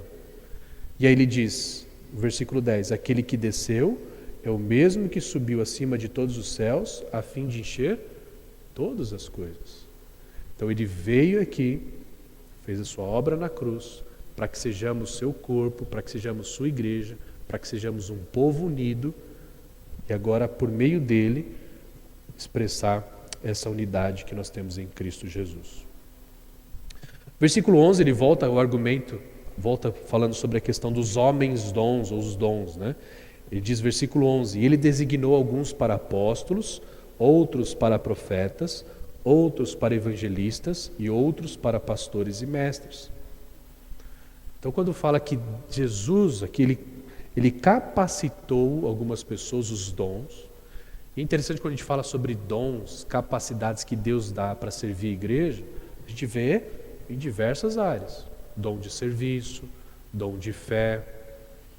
Mas olha aqui, os dons que ele cita aqui são dons de liderança da igreja. Apóstolos, aqueles que Deus usou para trazer a sua palavra, o Novo Testamento, estabelecer sua igreja no Novo Testamento. Profetas, aqueles que trouxeram a palavra de Deus no Antigo Testamento. Evangelistas, aqueles que levam o evangelho onde não há o evangelho pregado. E pastores e mestres, aqueles que cuidam da igreja local. A gente não vê um dom de serviço, mas a gente vê um dom de liderança da igreja.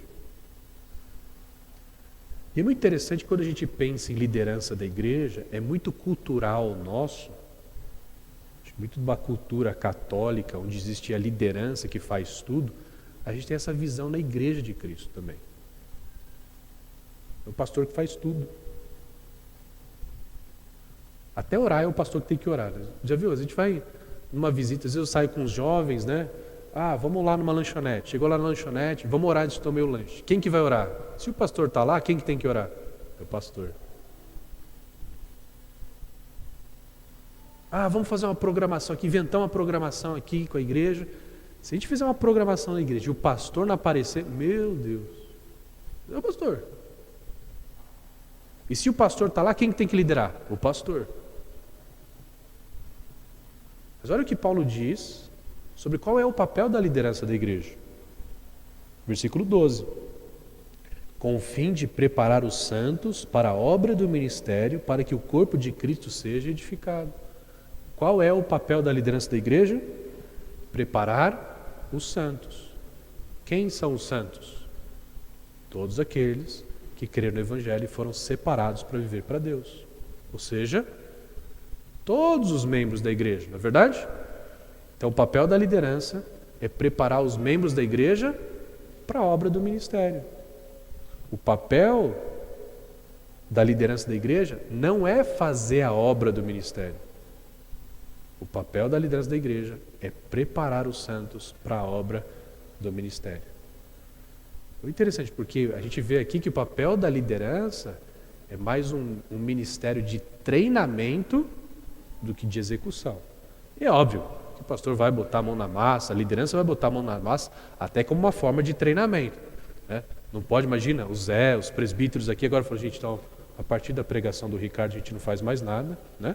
Vocês vão fazer tudo. Isso não funciona, né? Mas a liderança vai fazer, mas para preparar toda a igreja para a obra do ministério. E olha só que interessante, qual é o alvo disso tudo? O final do versículo 12 diz, para que o corpo de Cristo seja edificado. O corpo de Cristo cresce quando todos os santos servem na obra do ministério. É interessante ele usar a figura do corpo aqui, porque imagina que um dos seus membros, ou algumas partes do seu corpo, não cresce, não se desenvolve. O que vai acontecer? Você vai ter um problema de saúde, não é verdade? Quando alguma parte do seu corpo não funciona, não cumpre a sua função no corpo, você está doente. A mesma coisa acontece na igreja. Quando algum membro da igreja não está cumprindo a sua função, não está trabalhando, o corpo está doente. Por isso que a gente tem um monte de igreja doente. São aquelas igrejas que os membros não se envolvem na obra do ministério. Ok? Até quando, então, nós devemos servir na igreja? Ou também acontece assim, pastor, agora eu vou sair do ministério, já servi há muito tempo, vou deixar para o pessoal mais novo agora eu vou só sentar e ouvir. É tipo aposentadoria espiritual. Vamos de novo voltar para o corpo. Imagina o seu corpo, seu pulmão direito vira para você, ó. Ricardo, já faz 38 anos que eu estou aqui respirando por você, estou cansado, né? Vou dar uma parada aqui e vou deixar agora que o resto do corpo trabalhe um pouco mais. Vai ser bom? Não. Se você quer se aposentar da obra do ministério, pede para o Senhor te levar. Senhor, estou pronto para a aposentadoria, me leva. Porque enquanto nós estamos aqui, qual que é o nosso alvo? Olha o versículo 12, o versículo 13. Até que todos alcancemos a unidade da fé e do conhecimento do Filho de Deus e cheguemos à maturidade, atingindo a medida da plenitude de Cristo. Então é interessante que eu não tenho que trabalhar na obra do ministério até que eu esteja maduro, até que eu pense como Cristo, haja como Cristo. Eu tenho que trabalhar até que todos cresçamos em maturidade, até que todos sejamos como Cristo Jesus. Então, quando eu olho para uma pessoa na igreja e digo, puxa, aquele cara é tão imaturo, né? Ele não cresce. De quem é a responsabilidade para que ele cresça em maturidade? Minha, como membro do corpo. Eu tenho que servir a tal ponto que aquela pessoa cresça. Você não pode chegar, não, já cheguei no nível de maturidade e agora eu não vou mais trabalhar na igreja. Não se trata de mim, se trata do corpo de Cristo. Todo mundo precisa crescer. Pergunta, quando todos nós vamos estar na medida da estatura de Cristo Jesus? Quando? Quando estivermos na presença dele. Então, enquanto estamos aqui, devemos trabalhar na obra do ministério. Versículo 14.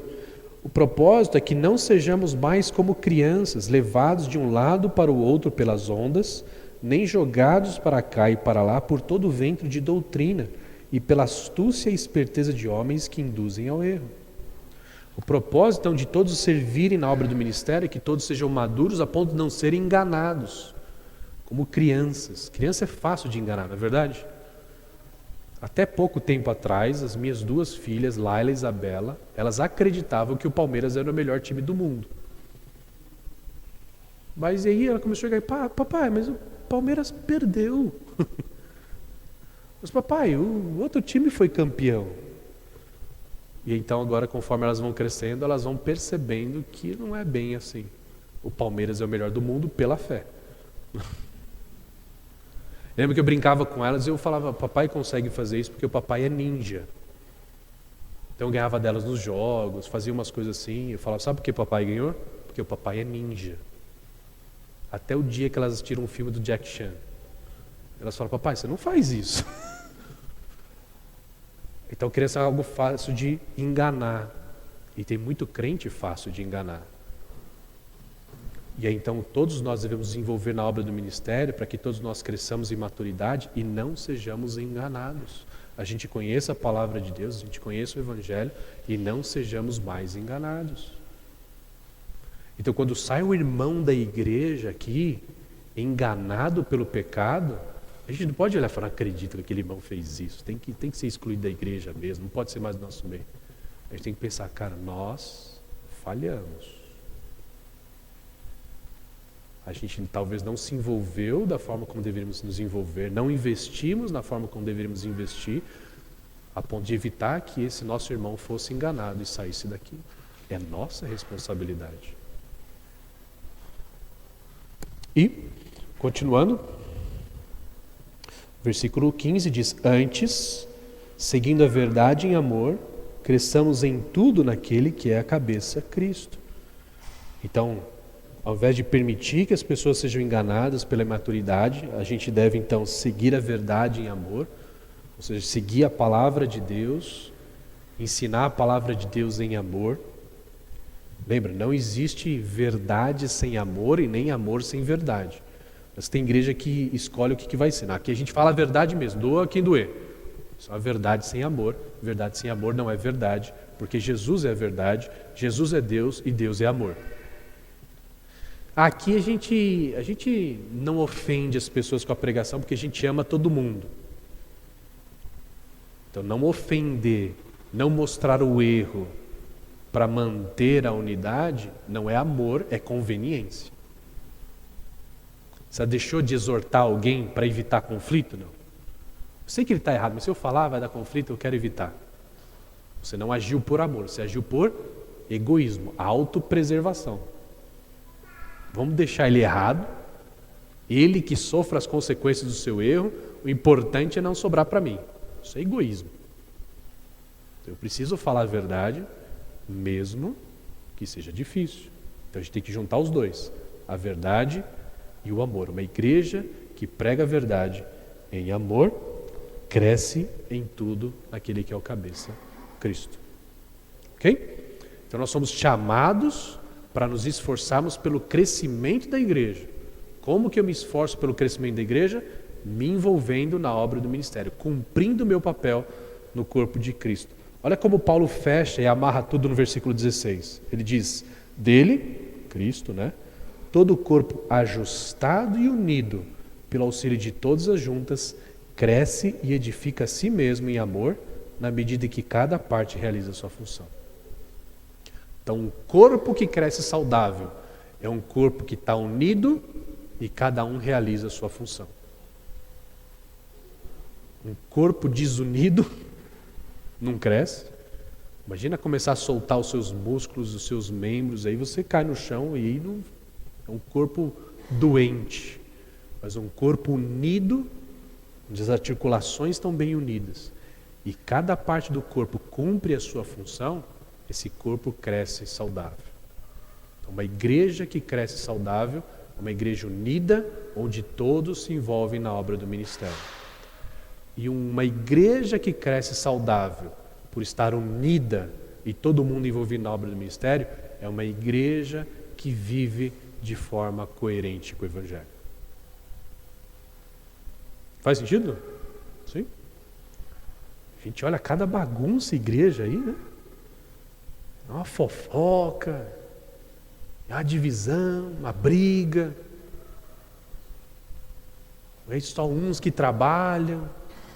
As pessoas chegam nessa igreja, elas podem até ouvir falar do amor de Cristo aqui no púlpito, mas os relacionamentos, misericórdia. Mas agora quando as pessoas chegam numa igreja e elas veem o relacionamento das pessoas, elas se amam, elas sabem lidar com o pecado uma das outras, por causa do amor e da graça de Cristo Jesus. Está todo mundo empenhado, servindo. essa pessoa ela não só ouve o evangelho do púlpito, ela vê o evangelho na igreja.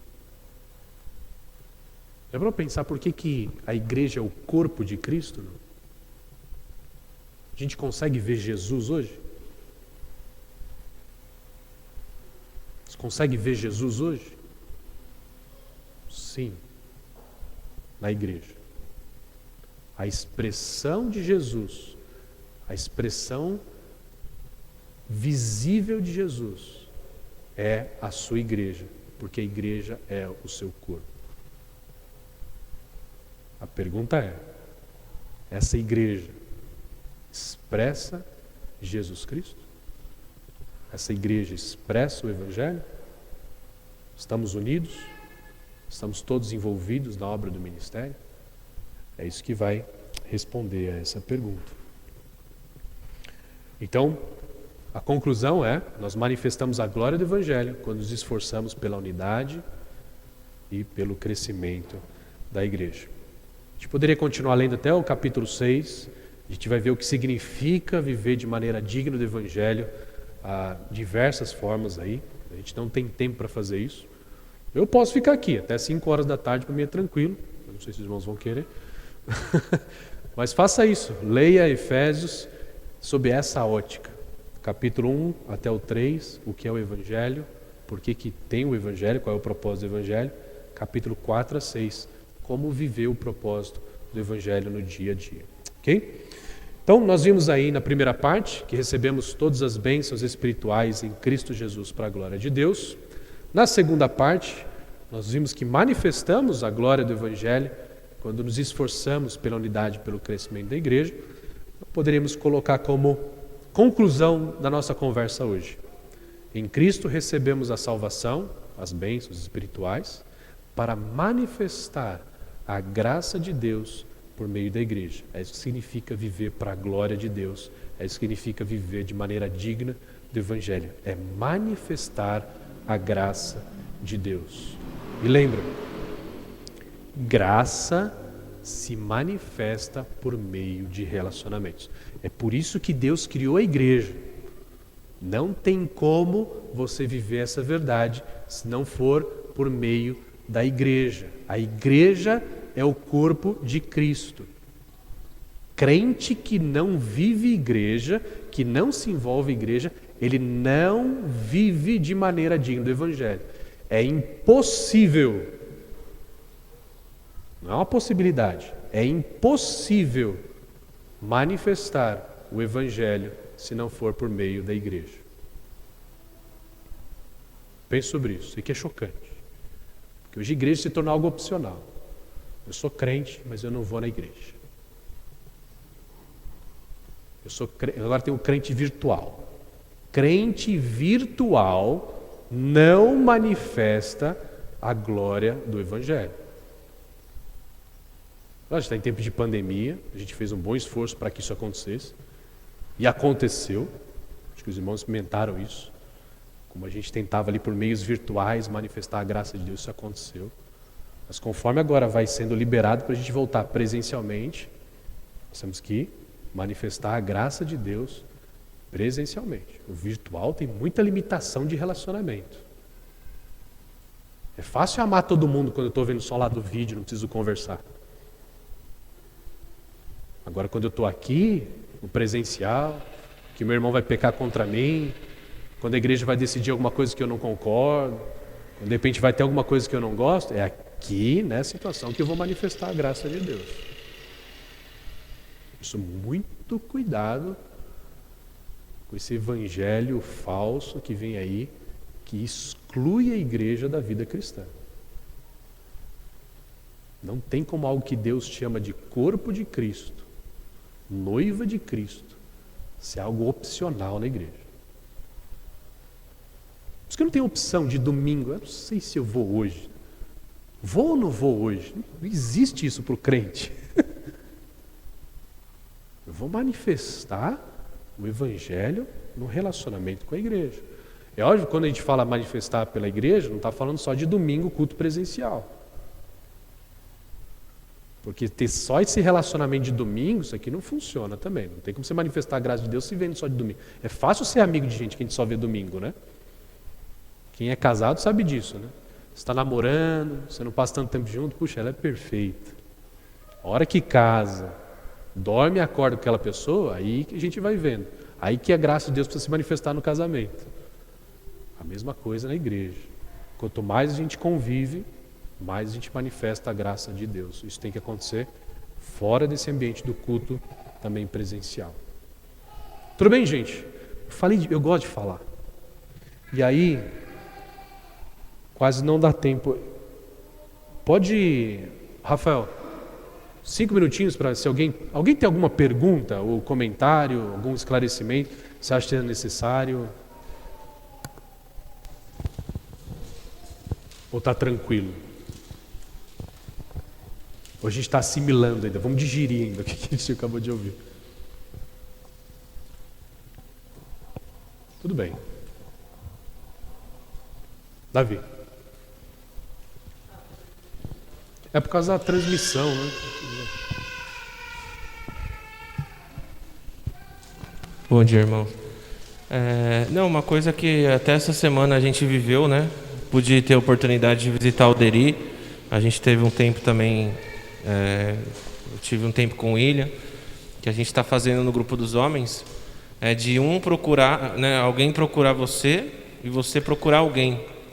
E foi até uma situação assim, legal, mas na princípio, né, até cheguei na casa lá do irmão Derivaldo e tal, e a gente ficou um pouco sem jeito no começo, né, de, tipo assim, a gente não está acostumado, né, a visitar a casa do irmão, mas foi muito gostoso. Foi um momento que a gente pôde compartilhar da palavra, a gente leu Tito e orar ali a respeito disso, né, e falar um para o outro ali, pô, tem dificuldade nisso, né, e um ajudar o outro. Então, assim, esse é o verdadeiro evangelho, né? A gente chegou a essa conclusão de realmente ser algo natural, né, para que a gente possa praticar mais isso, a ponto de não precisar chegar na casa do irmão assim todo, né, como se fosse algo simples, algo natural da nossa vida, né?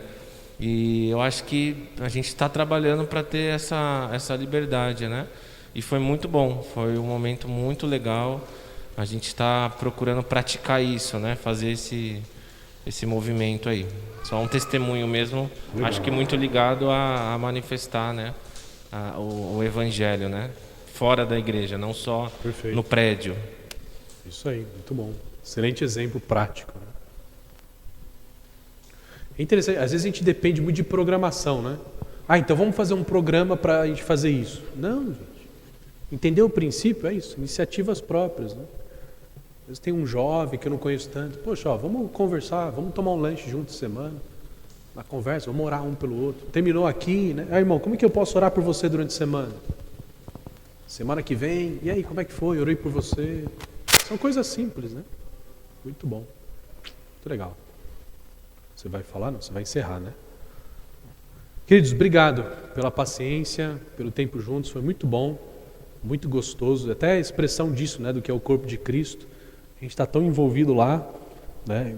E aí tem esse tempo com os irmãos, é tão gostoso ver a graça de Deus, o corpo de Cristo aqui também. Nas férias eu tive a oportunidade de visitar a IECA, né, a Igreja Congregacional, fui na Batista Trindade. É gostoso, né? A gente tem esse privilégio de estar com os nossos irmãos aqui na cidade. Deus tem sido muito bom aí com tantas boas igrejas que pregam o Evangelho e que manifestam a graça de Deus. Que Deus continue abençoando vocês, tá bom? E temos orado por vocês lá também, constantemente. No nosso culto junto a gente ora pelas outras igrejas e lembramos de vocês, a José, todos os presbitérios, os presbíteros aqui da igreja, os irmãos. Que Deus seja honrado e glorificado aí por meio de vocês, tá bom? Obrigado, queridos. Rafa? Obrigado mais uma vez, pastor Ricardo. Eu não sei os irmãos, mas eu me senti cutucado ali em vários momentos, né? Ele falava alguma coisa e eu só, né, sendo cutucado. Mas é bom. No começo a gente orou pedindo para que Deus falasse conosco, e Deus, pelo menos para mim, falou muita coisa para a gente colocar em prática, né? Agora a gente já sabe, agora aumenta a responsabilidade, a gente tem que colocar em prática. Deus abençoe, Ricardo. Vamos orar encerrando e mais à noite teremos nosso culto de louvor e adoração.